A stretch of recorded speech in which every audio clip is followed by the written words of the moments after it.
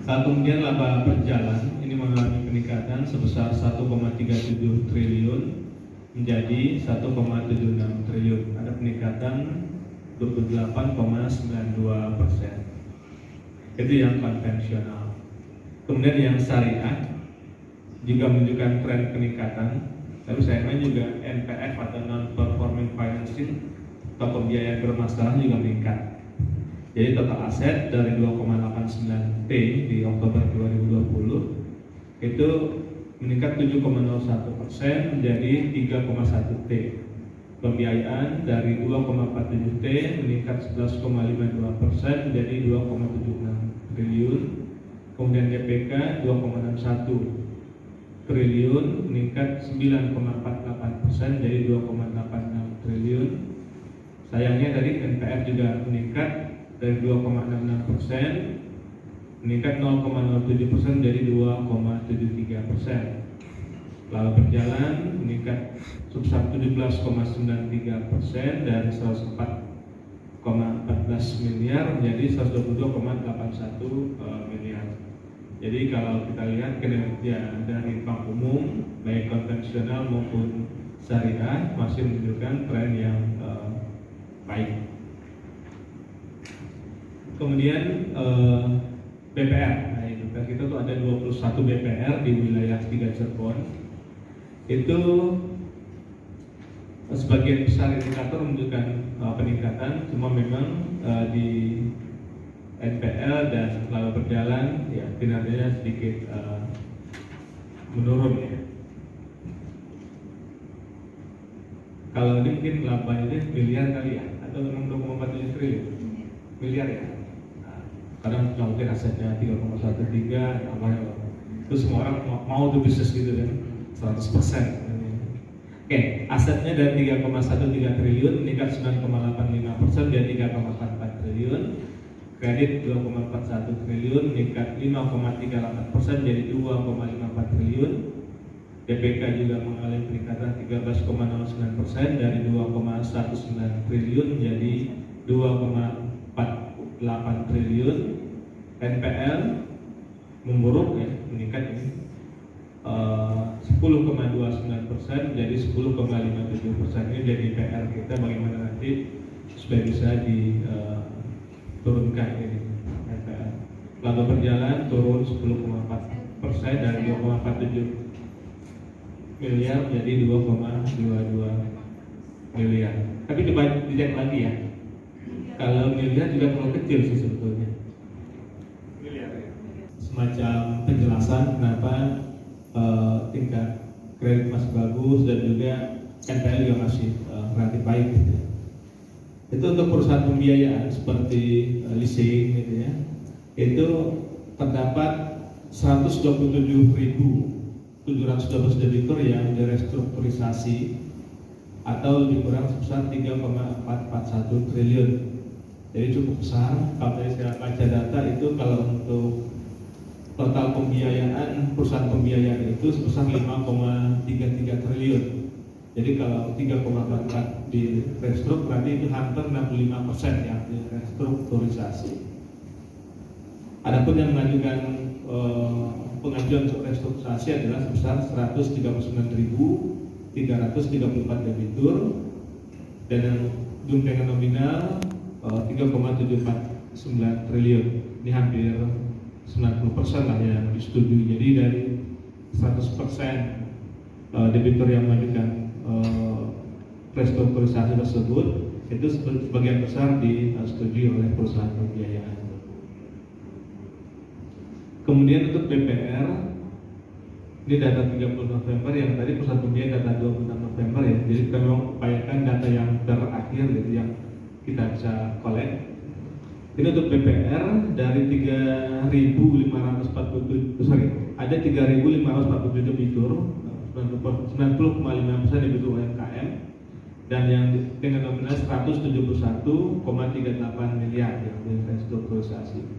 Ini kita juga minta pada BPR untuk betul-betul memperhatikan dari debiturnya apakah memang masih memiliki potensi untuk melakukan pembayaran nantinya apabila masa relaksasi atau ketentuan tentang restrukturisasi ini akan berakhir di tahun 2023. Adapun yang potensi untuk direstrukturisasi tersebut sebesar 3.672 debitur atau 174,18 miliar nominal kredit yang potensi untuk direstrukturisasi tersebut. Kemudian kita masuk ke kinerja IKNB dan pasar modal di wilayah 3 Cirebon.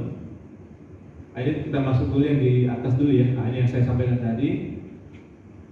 Piutang lembaga pembiayaan di data Oktober 2021 sebesar 5,33 triliun.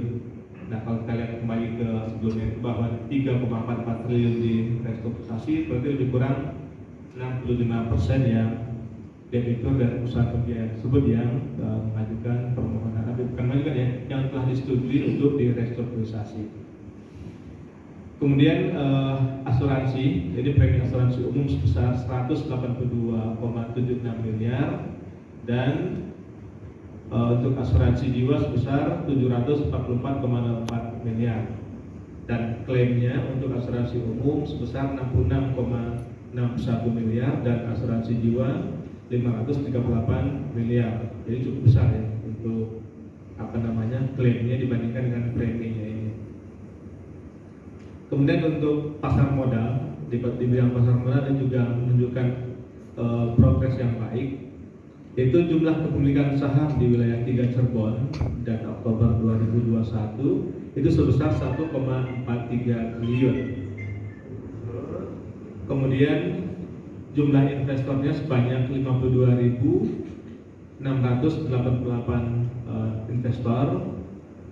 Adapun kepemilikan reksadana sebanyak 3.471 investor yang memiliki reksadana.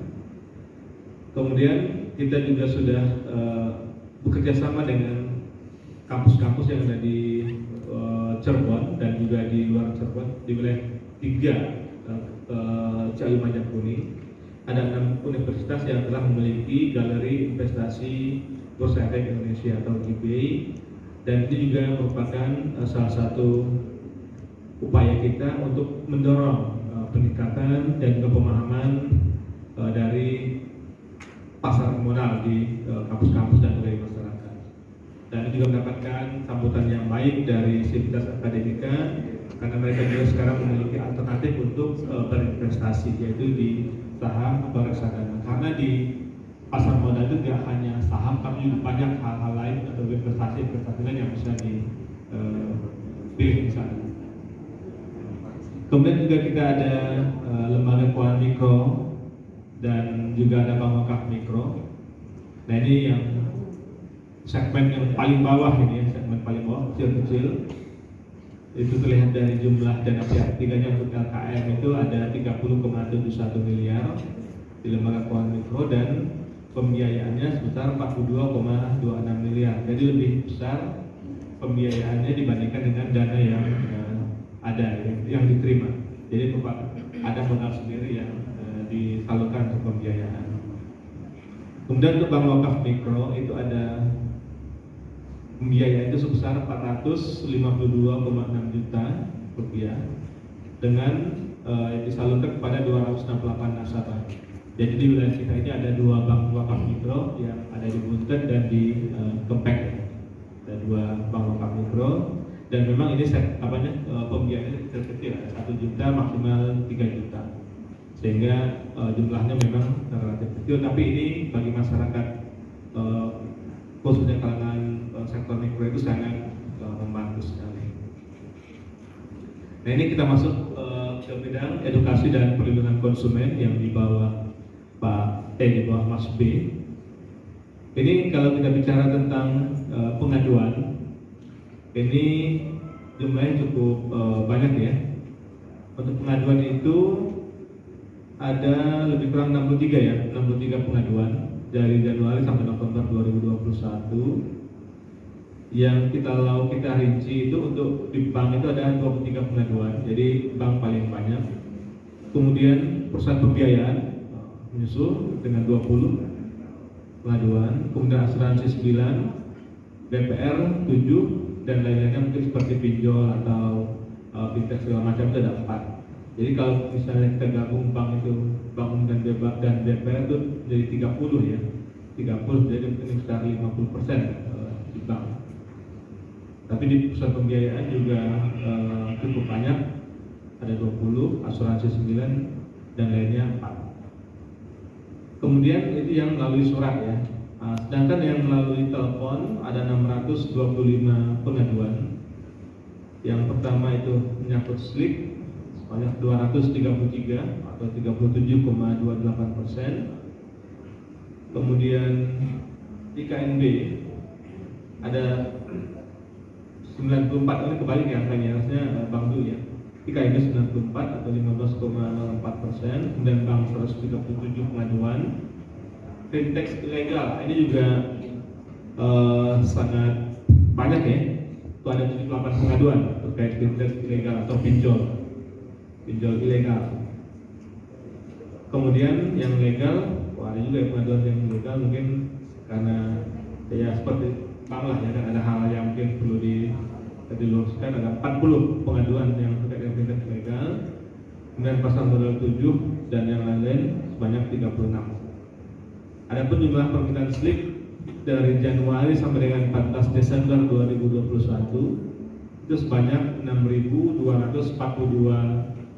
permintaan SLIK atau rata-rata 28 permintaan per hari yang kita layani. Dan sekarang ini sangat mudah lah urusannya, bisa menyampaikan hasilnya bisa melalui email dan atau WA ya.